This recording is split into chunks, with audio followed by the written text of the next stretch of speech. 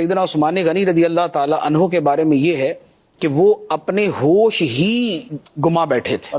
یعنی ان کو نہ کچھ سنائی دے رہا تھا، نہ ان کو سمجھ آ رہا تھا. وہ اپنے غم کی کیفیت کے اندر، بس جسے کہتے ہیں نا کہ آدمی وہ بالکل اس کے حواس ختم ہو جائے، اس کو سمجھ نہ آئے. حتیٰ کہ بعد نے ان کو سلام کیا، بلکہ اس وقت نہیں، اس کے بعد کئی دنوں تک یہ کیفیت رہی کہ بعض صحابہ کرام ان کے پاس سے گزرے، سلام کیا تو انہوں نے جواب ہی نہیں دیا. تو صحابہ کرام نے ان سے شکوہ کیا کہ جی آپ نے یہ کیا کیا، ہم آپ کو سلام کرتے، آپ جواب نہیں دیتے. فرمایا میں نے تو سنا ہی نہیں. تو وہ اپنے اس غم کی کیفیت میں تھے. سیدنا عمر فاروق رضی اللہ تعالیٰ عنہ کا معاملہ یہ تھا کہ جب ان کے سامنے کسی نے کہا تو انہوں نے تلوار نکال لی اور فرمایا کہ جس نے یہ کہا کہ نبی پاک صلی اللہ تعالیٰ علیہ وسلم کا انتقال ہو گیا، میں اس کی گردن اڑا دوں گا. نبی پاک علیہ الصلوۃ والسلام کا انتقال نہیں ہوا جب تک آپ بلکہ صرف اللہ سے ملاقات کے لیے گئے تو آپ نے واپس آنا ہے. جیسے موسیٰ علیہ الصلوۃ والسلام اللہ تعالیٰ سے مناجات کے لیے گئے تھے، تو نبی پاک علیہ الصلوۃ والسلام اس طرح اللہ تعالیٰ کے پاس گئے ہیں. اور آپ تب تک دنیا سے تشریف نہیں لے جائیں گے جب تک سارے کے سارے منافقین کا خاتمہ نہیں کر دیں گے. تو وہ اس کیفیت میں تھے. صدیق اکبر رضی اللہ تعالیٰ عنہ جو ہے، آپ کسی اور جگہ تھے، مدینہ منورہ کے قریب ہی ایک جگہ تھی، تو وہاں اور آپ گئے بھی نبی پاک علیہ الصلوۃ والسلام سے اجازت لے کے تھے.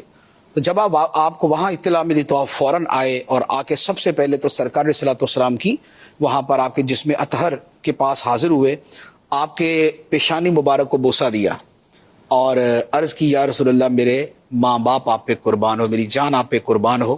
اللہ تعالیٰ آپ پہ دو موتیں جمع نہیں کرے گا، یہ ایک آ گئی، اب دوسری موت آپ پہ نہیں آئے گی. اور وہ جو انبیاء کو تو اجل آنی ہے لیکن اتنی کہ فقط آنی ہے، ایک آن کے لیے ہے.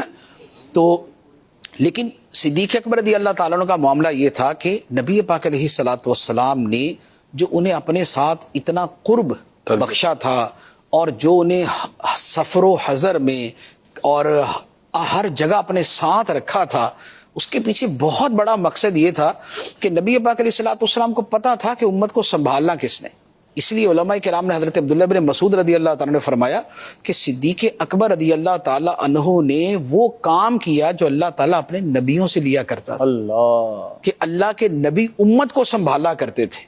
تو صدیق اکبر رضی اللہ تعالیٰ عنہ انبیاء کے نیچے ہیں، سید الصدیقین ہیں، صدیقین کے سردار ہیں.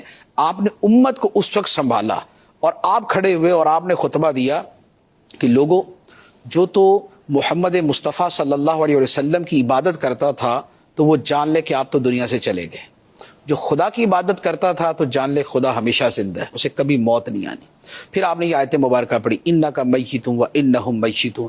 پھر دوسری آیت مبارکہ پڑھی وما محمد الا رسول قد خلت من قبلہ الرسل افان مات او قتل انقلبتم علی اعقابکم.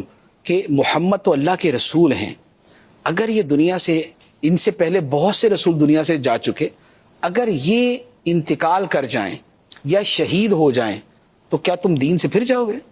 کیا تم اپنی ایڑیوں کے بل واپس پلٹ جاؤ گے؟ تو جب آپ نے یہ آیت پڑھی تو صحابہ کرام فرماتے ہیں کہ ہمیں لگا کہ پہلی مرتبہ زندگی میں آیت سن رہے ہم. یہ کس موقع پہ کون سی آیت تو انہوں نے سنی تھی، یہ تو غزوہ احد کے موقع پہ نازل ہوئی تھی، جب اس وقت صحابہ کرام میں بگدڑ مچی تھی اور بڑی ایک تکلیف دہ صورت تھی، تو اس وقت نازل ہوئی تھی. لیکن صحابہ کرام فرماتے ہیں کہ اس سے ہٹ کر تو تصور میں نہیں آتا تھا کہ سرکار دو عالم صلی اللہ تعالیٰ علیہ وسلم دنیا سے تشریف لے جائیں گے.